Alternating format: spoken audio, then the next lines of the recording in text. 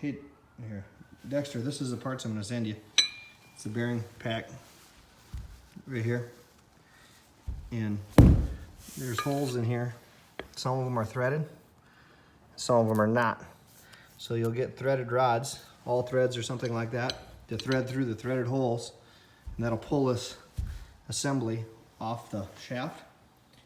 And then you'll put the new assembly on, clean up the shaft and put this new assembly on. Use these bolt holes here to pull it back in. And should be no problem. You have to take off the gearbox, take off the cast housing, and then you'll be down to this level. This is the side you'll see. This is the inside of the mixer side. Now inside of the mixer, it has wear plates like these half beams. I'll send these with them too. And these will actually go on the inside of the liner. You have to take these off to get at this a little bit better from the inside when you change these out, possibly, so you could hit on it or get access to this to see it better.